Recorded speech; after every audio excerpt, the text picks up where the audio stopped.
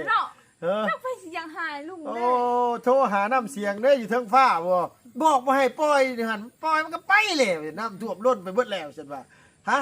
บ่ได้เห็นปลาไปจักตัวก็ว่าปลาไปก็ไปแหละมันมันสิห้องสิให้ไปก็ได้เฮ็ดได้มันไปเลยเนาะ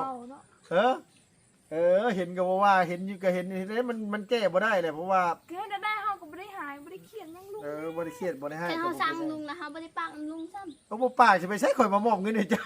ลุงหรือว่าไม่ได้บอกอาหารกันเขาสั่งลุงเขาไม่ได้เขาไม่ได้สั่งลุง โอ้อย่าว่าข่อยให้เจ้าเห็นหน้ามื้อนี้แหละข่อยสิเมื่อบ้านแล้วแล้วที่เจ้าสั่งข่อยสิเมื่อ สั่งลุง ลุงดีแล้วลุงเด้อ โชคดีเด้อ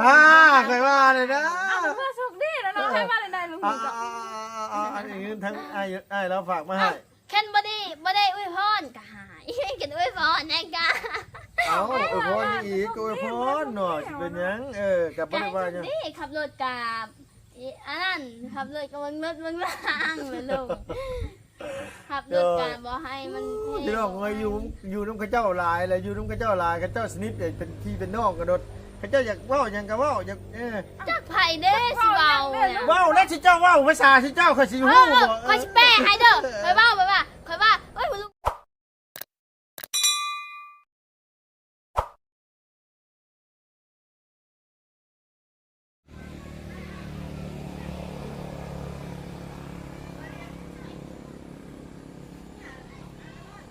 ฝนตกพี่น้องเอ้ยหลายมื้อหลายวันเลยเนาะพี่เนาะพอดีว่าทางสาวกมีเพิ่นโทรมาบอกว่าน้องปลาตัวที่ขุดใหม่น้ำท่วมว่าซั่นว่าเพราะว่าทั้งนี้ทั้งนั้นน่ะลุงซื้อปลามาตอนนั้นเนาะพี่เนาะปลาเค็งมา500ตัวแล้วมาปล่อยใส่บ่อดินแน่นพี่น้องเอ้ยแต่ว่าน้ำมันบ่อยู่เขาเจ้าว่าเทพื้นบ่ดีเทพื้นมันแตกน้ำบ่อยู่ลุงก็เลยย้ายปลาตัวนั้นมาใส่บ่อดินนั่นว่าเพื่อว่าสิให้บ่อปลามันแห้งในลุงสิอันว่ากอยปูนเทใหม่เราดูว่าเทกอยรั่วมันนั่นแหละแต่ปัจจุบันน้ำในอันว่าอ่างปลาที่โตที่ขุดใหม่หั่นฝนตกตลอดน้ำมันลดไม่รู้ว่าปลามันสิยังอยู่จนมันบืนหนีไปแล้วไปจักแต่ว่าปลามันน้อยก็น่าจะบืนหรอกเนาะเพื่อนเนาะโดยกับทักทายสบายดีเด้อสบายดีเลยสวัสดีพ่อแม่พี่น้อง FC บัดสุขุสุขคนที่กลับมารับมาชมช่องเพิ่มชาแนลคือเก่าคือเดิมพอดีว่านี่แหละพี่น้องเรื่องปูเรื่องปลานี่แหละมาเมื่อนี้ก็ได้แล้วก็ทางไอ้ใหญ่ใจดีแล้วเนาะเนาะเพิ่นได้โทรมาหาว่าไปถ่ายไปถ้ำให้เบิ่งแน่อันน้องปูน้องปลานี่แหละกับพอดีว่ามีธุระกับน้องเลี้ยงแน่กับสาวของมีแน่พอดีว่ามื้อนี้ก็สิเดินทางเมื่อบ้านพี่น้องเนาะเพราะว่าดุ้งกับฝนตกฝนลิ้นอยู่ไปกันจังซี่แหละพี่น้องเอ้ยถ่ายคลิปได้ถ่ายแน่บ่ได้ถ่ายแน่ก็เลยสิเมื่อบ้านก่อนเพราะว่าทั้งนี้ทั้งนั้นก็คือลุงสั่งต้นไม้มาแล้วสั่งกกไม้กกตอกมาน่ะยันป้าไปโดนอะไรยันมันเหี่ยวมันแห้งเดี๋ยวมันสิตายเดี๋ยวมันสิเสียเงินซื่อๆเนาะพี่น้องเนาะโดยก็เลยว่าสิเมื่อเอาต้นไม้มาไว้ก่อนเนาะพี่เนาะมาเตรียมปลูกต้นไม้ต้นตอกนี่แหละทางอ้ายเพิ่นให้ลุงสั่งมาปลูกทั้งกกหมักน้ำมุดกกหมักน้ำยงน้ำใยแน่พี่น้องเอ้ยน้ำใยไทยเนาะพี่เนาะมาแต่ฝั่งไทยพุ่นแหละเนาะพี่เนาะไปพี่น้องเอ้ยยันเพื่อเป็นการเสียเวลาที่นอนบ่บุญมันป่าเพิ่นสิมารับเอาเนาะพี่เนาะมะกล้วยว่าซั่นว่าเพิ่นว่าอย่ามาหาซื้อมะกกล้วยว่าซั่นว่าเนาะพี่เนาะกันคนรถตู้กับเมื่อป้าไว้เงินเพื่อนแหละเอาขึ้นไปเพื่อนเอาไปเนาะไว้บนเพื่อนเอาไปเนาะป้าพี่น้องป้า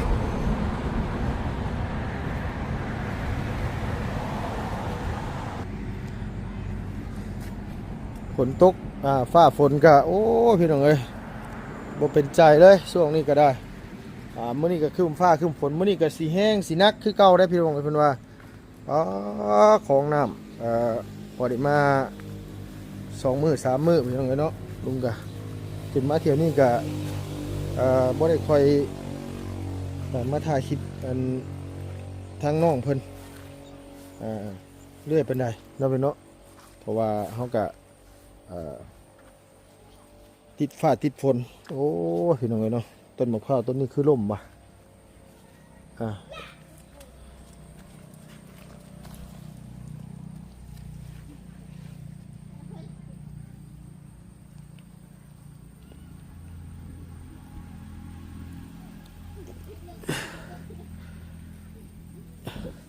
หากออกเลยพี่น้องเอ้ยหากออกเงาเลย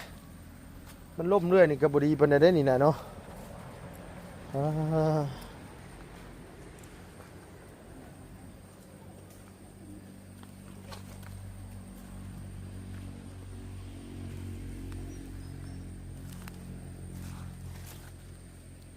ไปเบิ่แล้วไปจักป่าเนาะอันนี้ยังบ่อนบุบบับบุบบับอยู่ป่ามันยังน้อยมันบ่ทันได้ไปดอกยันแต่ป่าไป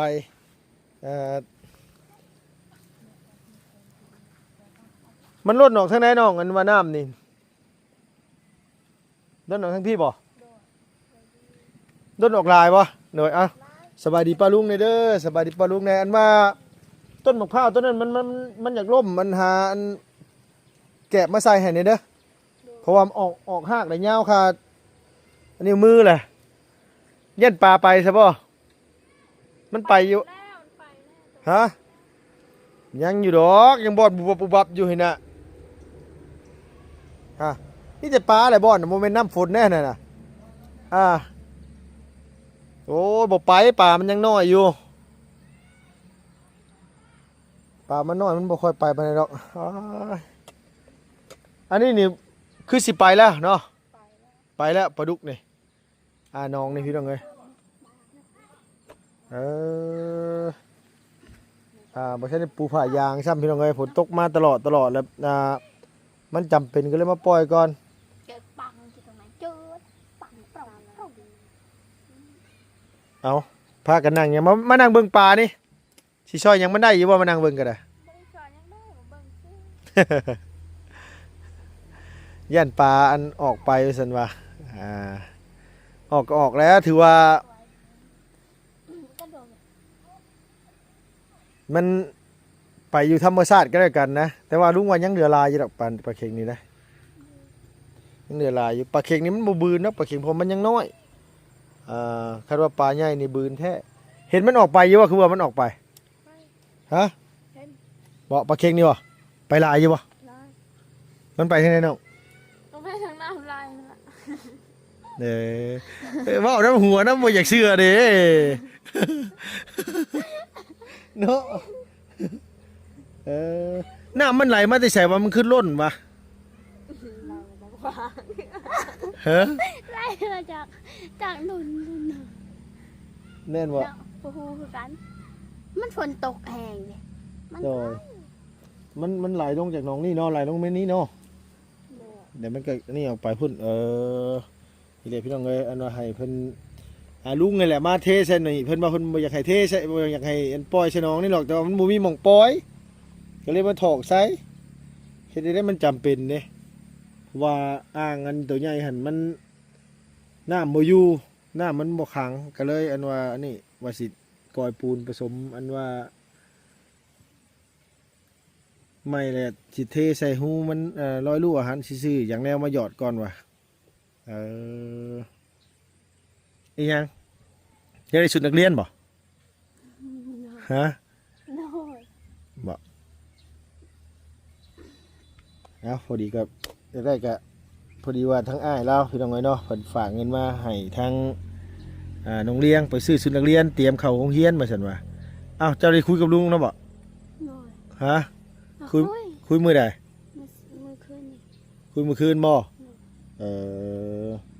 แต่ว่าเงินน่ะลุงยังไม่ทันไปเอาหรอกมีแต่ว่าสิเอาเงินตัวนี้มาให้แต่ตัวนั้นสิกดมาคืนตัวนี้เพราะว่าอย่างพี่น้องเอ้ยเพราะว่าลุงสร้างต้นไม้ไว้แล้วแหละบัดทีนี้แหละบ่อยากปะไว้โดนแล้วยันมันว่ามันแห้งมันเหี่ยวมันสิตายก็เลยว่าสิมื้อเอาต้นไม้ก่อนเมื่อบ้านก่อนปลา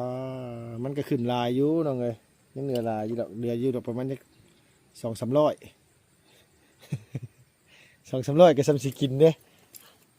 ปลาดุกใหญ่นะว่าก็มีใส่ไปเบิ่งอยู่ปะอันว่าอันหัวอาหารนี่เพิ่นมาโหยใส่มันไหลออกไปก็มีแต่ว่าเอาไปใส่บ่อปลาตัวนั้นแหละตัวนี้มันออกไปเบิดแล้วปลาดุกนี่ประมาณ 4-5 ตัวพี่น้องเอ้ยมันลงมาอยู่หนองนี่ตอนนั้นน้ำมันท่วมเนาะฝนตกตลอดเลย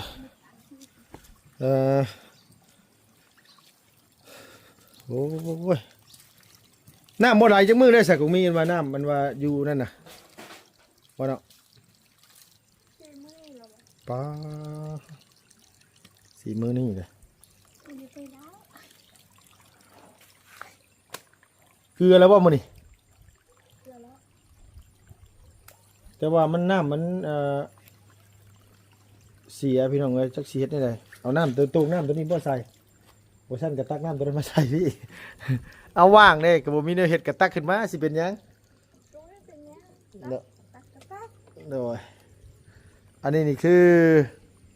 มันลอยล่าวพี่น้องเอ้ยลอยล่าวเต็มหมดเลยแต่นี่ฮดปุ๊มันก็เลยแบบว่าปล่อยปลาบ่ได้ใช้เกลือมึงดูเอามาโหยมึงดูเดียงนั่นน่ะ มันไม่นี่บ่ โดยโหยอยู่ ไม่เห็นมันยายยิงแทงเลยให้อยู่มันหลายเบิ่งนี่ ต่อพี่น้องเอ้ยบ่คันว่าเฮาบ่เปลี่ยนน้ำนี่น้ำมันเสียเลยนะมันสินี่เด้อนี่ โชว์กันแต่อยู่กัน มีแต่ว่า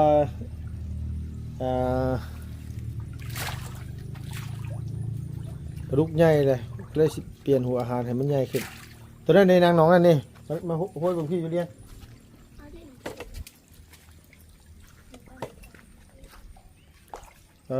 บ่ได้เปลี่ยนน้ำหลายมื้อเลยเด้อพี่น้องเอ้ยน้ำมันเริ่มขุ่นแล้วมิดสมอยใช่เฮ้ย นี่คือแล้ว มันอิ่มเลยเนาะ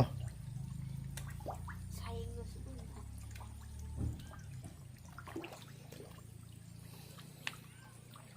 อยากระบายน้ำออกนิดนึงนะระบายน้ำออกเอาน้ำใหม่มาเปลี่ยนแต่ว่ามันเปลี่ยนบ่ได้แล้วมันบ่มีน้ำพี่น้องไอ้น้ำมันขาดได้3-4 มื้อแล้วเพิ่นยังบ่ไปต่อเป็นบ่เนาะ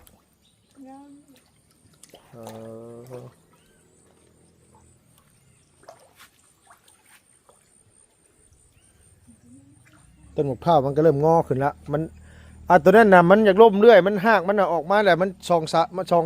ากมันใหญ่มันยาวเลยยันมันหากมันหักมีแต่ว่าหานี่แหละมาใส่ไว้เพราะว่าหากมันเริ่มยึดดินแล้วเดี๋ยวเขามันล่มไปล่มมาเดี๋ยวหากมันหากมันยังอ่อนอยู่นะมันไม่อยากกินเลยปลาเค็งยังเหลืออยู่กับมียังไม่ได้กินจักตัวบ่เนาะโดย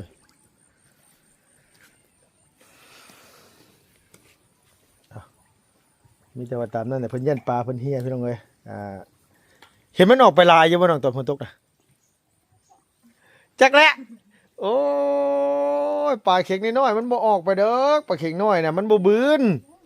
คันปลาดุกน่ะบืนอยู่ปลาดุกน่ะเอาน้ำเต็มมันกระบื้อที่กันนะ ฮะ มันไล่ตามน้ำมันแล้วเนาะ มันไหลตามน้ำโอ้บ่คันว่ามันแบบว่าคันว่ามันอยู่ห้วยมันบืนขึ้นมาอยู่ป่าคันว่ามันอยู่เทิงที่บ่บืนเนาะไปไสเมื่อวานได้ไปไสอยู่บ่เมื่อวานลุงไปลงไปเซปูนกินข้าวอิ่มแล้วฝนตกลงมาน้ำท่วมบาดนี่ ชมเลย โอ้ชมเนี่ยบ่แม่นอยู่ขวนในเมืองก็ท่วมเมื่อวานนี่น่ะ มือสิบอนหมดเลย บ่ได้เป็นเบิดนำทางอันนี้น้ำตลาดหยังกันนะ เครื่องสิบอน น้ำเกือบเต็มขวดเซโปนน่ะน้ำมันว่าอยู่หม่องอันว่าอายุตอง3หั่นท่วมหมดอันนั้นน่ะ ไปแล้ว น้ำท่วมหมดเลยเมื่อวานพี่น้องเอ้ยไปใส่มาใส่บ่ได้แล้วพากันกินข้าวแล้วนะครับว่าสิออกมาถ่ายคลิปไปถ่ายน้องลังแต่ก็บ่ได้ถ่ายซ้ำก็เลยว่ามาเฮือนมันบ่กินมันอิ่มแม่นบ่นี่น่ะอิ่มแล้วบ่กินเนาะมันอิ่มหรือว่ามันน้ำหน่อยว่ามันสินอกน้ำบ่จักว่ะน้ำบ่ได้เปลี่ยนหลายมื้อเลยคันบ่เปลี่ยนนี่ก็มีแต่ว่าปิดบ่อนั้นไว้ปิดบ่อนั้นมันปิดหูตัวนั้นไว้แล้วก็ตักน้ำตัวนี้ขึ้นมาใส่ให้มันหลายกว่านี้แหน่เด้อน้องเด้อคันว่างหั่นนะว่างอยู่บ่ว่างติว่างก็ตักขึ้นมาใส่บ่ได้ไปใส่แล้วว่า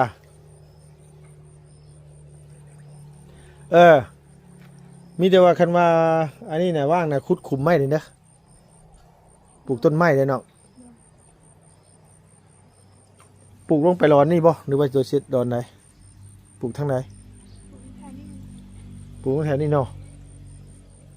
อันเครืออันนั้นน่ะอันว่าอันมันขึ้นกกบางนาวน่ะไปตัดไว้นี่กว่าโอ้ เห็นมันหกแท้สอกว่าทางอันว่าประตูเป็นตู้แล้วปลูกไว้ให้กินแล้วบ่รักษาไว้จนมันตายแล้วบ่ได้กินแน่น่ะเป็นหยังชิบเจ้าเป็นหยังมื้อนี้บ่คือซึมๆเศร้าๆซึมตามฟ้าตามฝนแท้ อากาศมันเป็นแบบนี้ครับเจ้า โอ้โดยอ่ะพี่น้องเนาะเศร้าตามอากาศมาพี่มาทางนี้ลุงสิมอบเงินให้นี่ ที่แต่ชอบแบบนี้ ไปนั่งอยู่หันเฮ้ย ก็ยายเอาหนึ่งยายยัน บ่มาล่ามมือนี่ก็บ่อยากเว้านำกันเลยนะสิเมื่อปะอะไรซั่นน่ะกันบ่อยากเว้านำกันก็ได้นะเข้าบ้านก่อน ได้ เดี๋ยวเนาะบ่มาล่ามมือนี่เว้านำกันก็บ่อยากเว้าหันข้างใส่คือปิ้งปลานี่สร้างกันบ่ ทางยังดู เห็นว่าสร้างกันก็บอกกันได้เฮ้ย สั่งนี่ยังลุงนะลุงนี่ เห็นว่าเนาะ เขาแพงๆนุ่มเนาะหอลืมเขาเนาะ ก็คือแพงกันพอดีว่าอ้ายเพิ่นฝากเงินมา250ดอลนะน้องเด้อแต่ว่าลุงยังบ่ทันไปเอาดอกเงินน่ะยังไม่ไปเอาแต่ว่าลุงสิว่าเอาเงินตัวนี้ให้ก่อนเนาะเอาเงินตัวนี้ให้คือเพิ่นให้เจ้าน่ะคนละ100เด้อคนละ100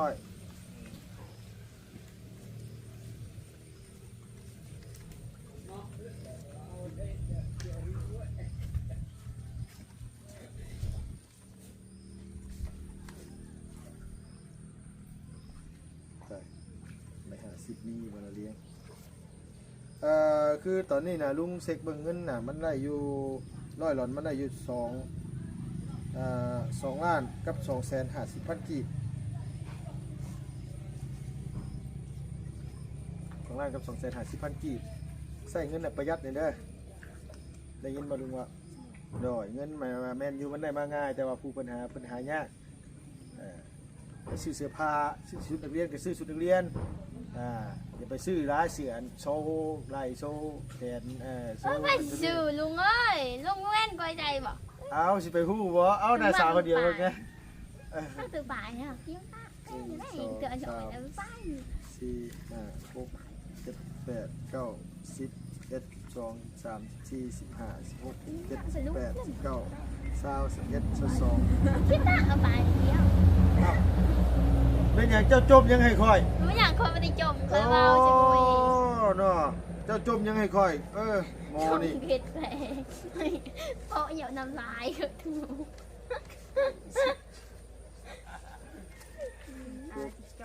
7 8 9 20 21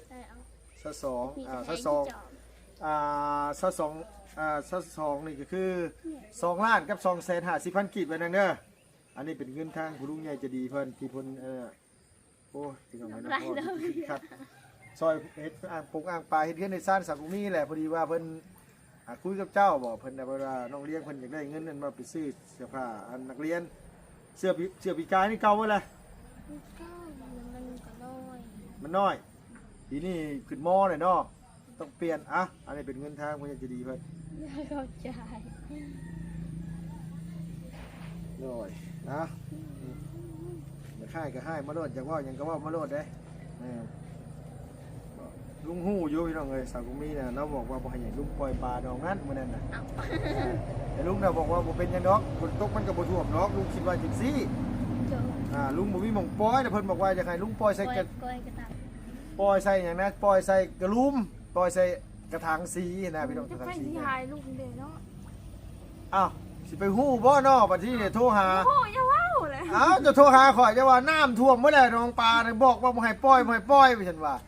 ลุงก็บอกเอ้าปล่อยให้ได้ก็ปล่อยมันปล่อยแล้วว่ามันบ่มีหม่องปล่อยเนาะชื่อว่านี่ได้1 2 3 4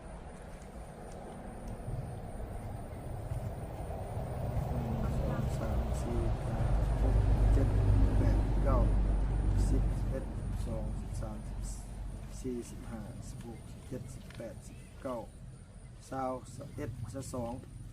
มบอกครบไปอยู่นี่แหละเราก็คนใจให้เท่าไรเขาก็เจ้าใจให้ขึ้นเจ้าอันน่ะเนาะ1 2 3 4 5 6 7 8 9 10 11 12 13 14 15 16 17 18 19 20 21 22ที่เจ้าว่าขอยรถนะว่าอย่างก็ว่ารถว่ามาโลดที่เจ้าก็ต้องว่าภาษาบ้านเจ้าหรอกขอยรู้เรื่องของเจ้าหรอก ลุงจักไปสิเว้าลุงนะว่าคิดไปเองเนาะคิดไปเองอย่าเล่านะเว้าเฮาน่ะ บ่ข่อยเว้าหยังที่เจ้าฮู้เรื่องหมดที่เจ้าเว้าหยังข่อยบ่ได้ฮู้เรื่องของที่เจ้า เอ้า ที่เจ้าคันว่าที่เจ้าเนี่ยเป็นคนจริงใจดีเลยที่เจ้าต้องบอกข่อยว่าที่เจ้าเว้าภาษาลาวว่าเว้าในนั้นในนี่ เอาว่าภาษาลาวบ่เป็นบ่ค่อยเป็นปานใด คื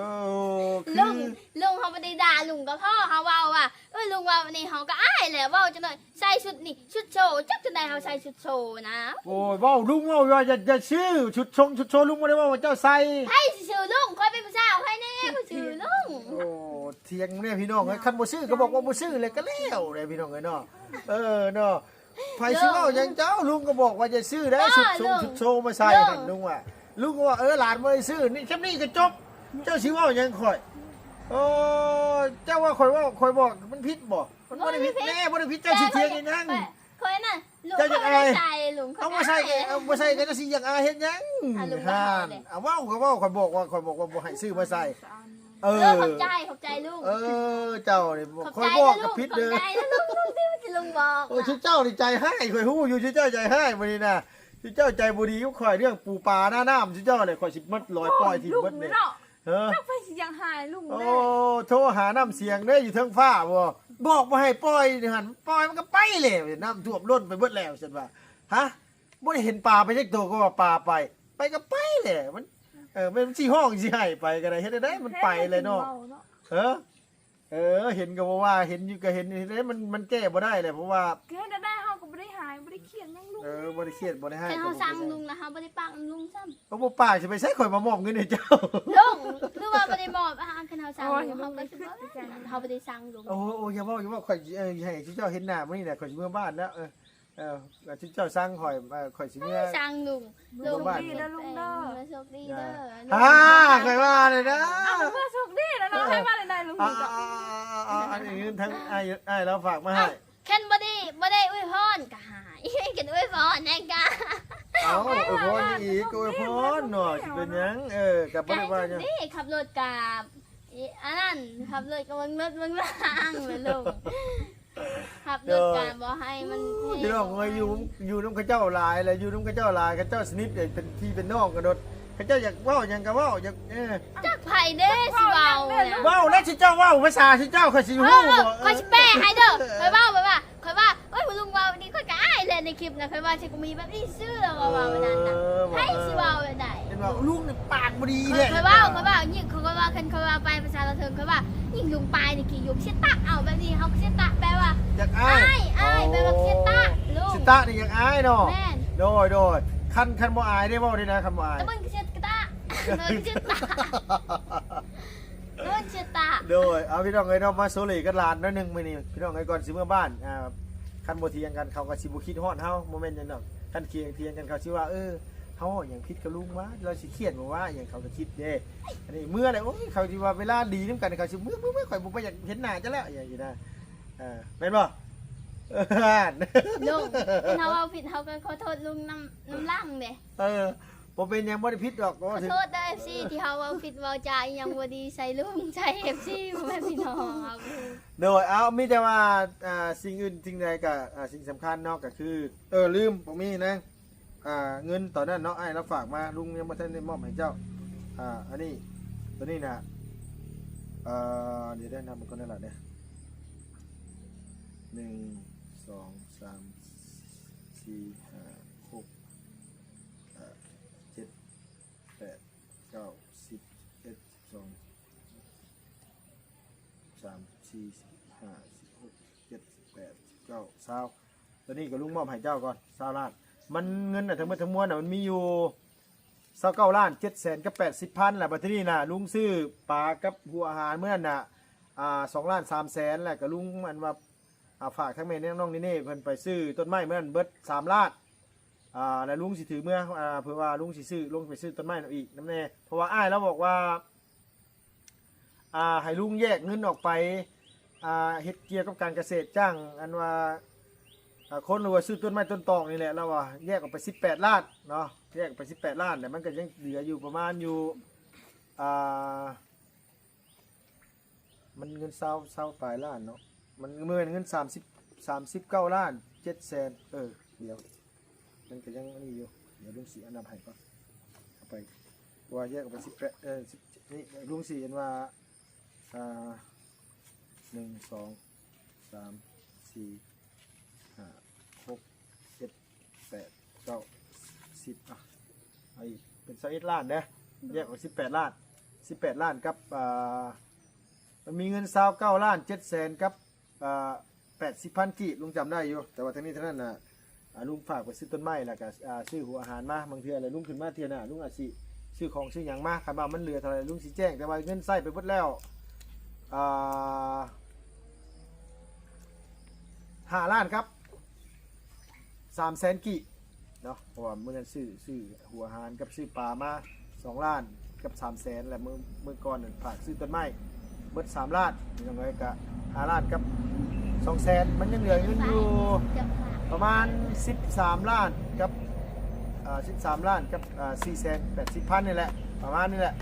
นี่จะว่าคันว่ามันซื้อเบิดเท่าไรแล้วก็สิแจ้งทางอ้ายเพื่อนไปนี่จะว่าอันนี้มอบให้น้องเพื่อนเก็บไว้คันว่ามันบ่ครบก็ตัวนับเบิ่งเลยเด้อเพราะว่าลุงเอามาแต่ลุงบ่ได้นับเบิ่งเอามาแต่หันไอ้ตาเหลือเงินอยู่ประมาณ10ปลายล้านพี่น้องเอ้ยก็สินี่แหละมาซื้อต้นไม้ต้นตอกให้น้องเพิ่นแล้วก็คันว่ามันเหลือหันเนาะลงมาวันนี้ลุงก็สิเว้าเรื่องเฮ็ดโคกหมูนี่แหละพี่น้องเอ้ยแต่ว่าสิซื้อตะนางมาอ้อมไว้ซื้อตะนางมาอ้อมไว้เดี๋ยวสิมุงหลังคาให้ตัวนี้นี่คือเฮาไว้ถ้าครั้งลูกเต้ามันซะเฮาสิมาเลี้ยงอยู่นี่เลยมันบ่แม่นธรรมชาติปานใดหมู่บ้านเฮามันมักธรรมชาติมักอยู่น้ำดินเนาะก็มีเนาะมีแต่ว่าสิเทพืชในมันแล้วก็สิเฮ็ดหลังคาให้มันเทพืชเฮ็ดหลังคาให้เอาไม้เอาตอกคันว่าสิจ้างเพิ่นก็คือสิบ่จ้างเนาะคันว่าเพิ่นว่าเท่านั้นเท่านี้แหละลุงคันว่าได้ลุงสิเฮ็ดกับสาวกุมีกับน้องเลี้ยงก็ได้กับสุกี้เพราะว่าในเรือนก็มีหลายคนอยู่เฮ็ดเป็นเนาะเพียงเนาะมีแต่จ้างแต่มื้อหน้ามื้อใดมาเฮาเฮ็ดหยังบ่เป็นมันสิเคยโตเนาะเนาะเฮ็ดเองเอาเงินอันว่าจ้างให้ดิวเนี่ยให้แล้วเท่าไหร่ให้แล้วบ่ยังฝากให้แล้วเนี่ยเพราะว่าเมื่อลุงให้มาแล้วอันว่า2แสน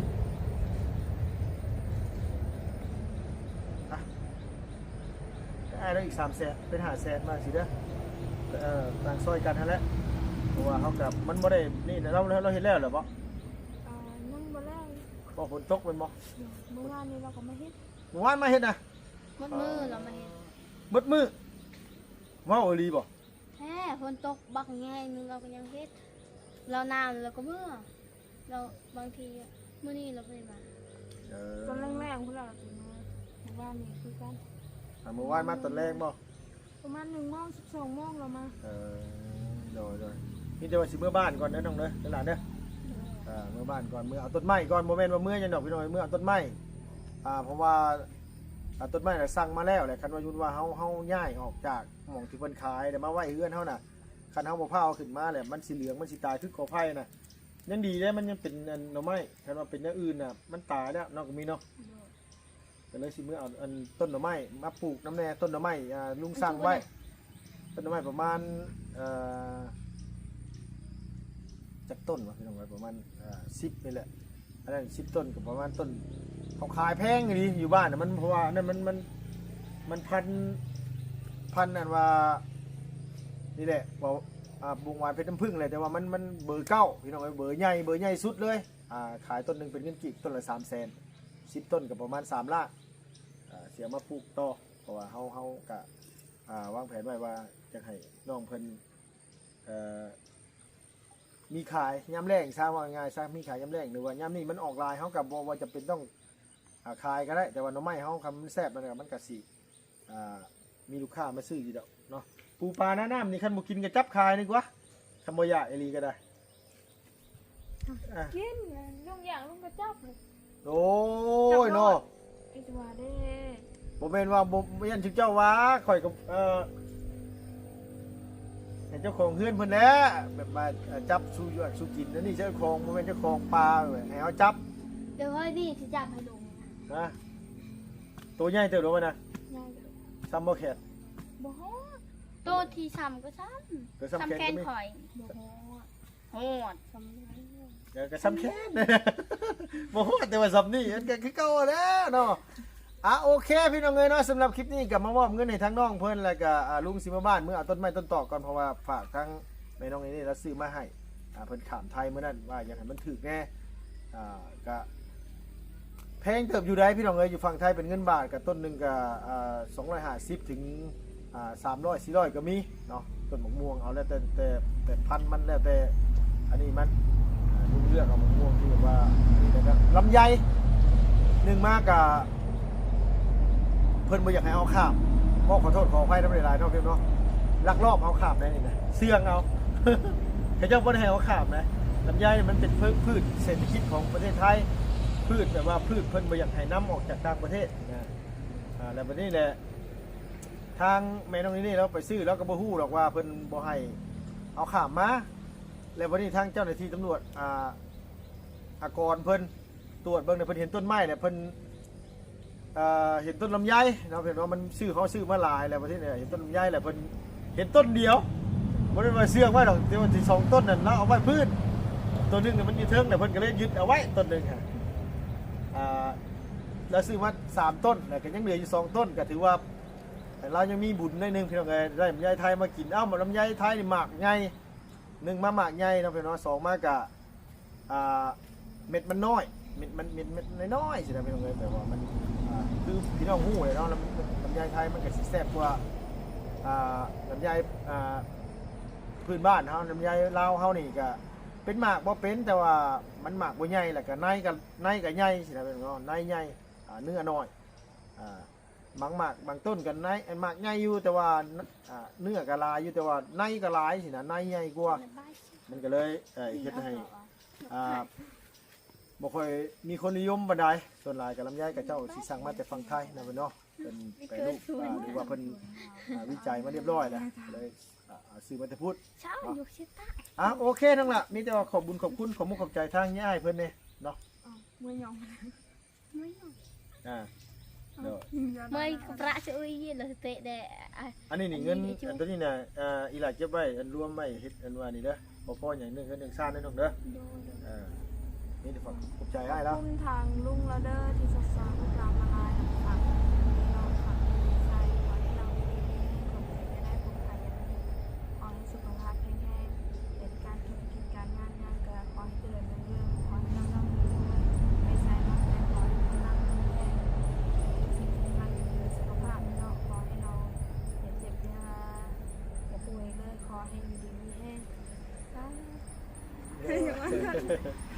เนี่ยอีละเด้อ ขอบคุณลุงที่ส่งเงินมาให้ร้านซื้อเสื้อนักเรียนคอยสุขภาพลุงแข็งแรงความเจ็บใดๆความพยายามมีปรารถนาสิ่งใดมาในสิ่งนั้นเมื่อว่าลุงชีวิตการงานอย่างขอให้เจริญรุ่งเรืองเงินที่ลุงฝากมาให้ร้าน2 ล้านนี้ขอให้กลับคืน100 เท่าพันเท่าขออายุมันคนยืนสาธุ เด้อเนาะสำหรับลุงเองกับหรือว่าน้องเองกับขอมุกขอบใจขอขอบคุณขอบคุณขอให้อ้ายอยู่ดีมีแห้งได้เด้อความเจ็บจะได้ความไข่อย่ามีปรารถนาสิ่งใดก็ขอให้สมความมุ่งมั่นปรารถนาทุกประการเหตุธุรกิจการงานยังอยู่ก็ขอให้อ้ายประสบความสำเร็จในหน้าที่การงานเจริญรุ่งเรืองขึ้นไปเนาะก็โรคภัยไข้เจ็บที่เบียดอยู่เจ็บหลังเจ็บแอวก็ขอให้ดีวันดีขึ้นหายพยาธิโรคาให้อยู่กับน้องเป็นลมโพลมไส้ซอยลูกซอยหลานให้หูเฮือง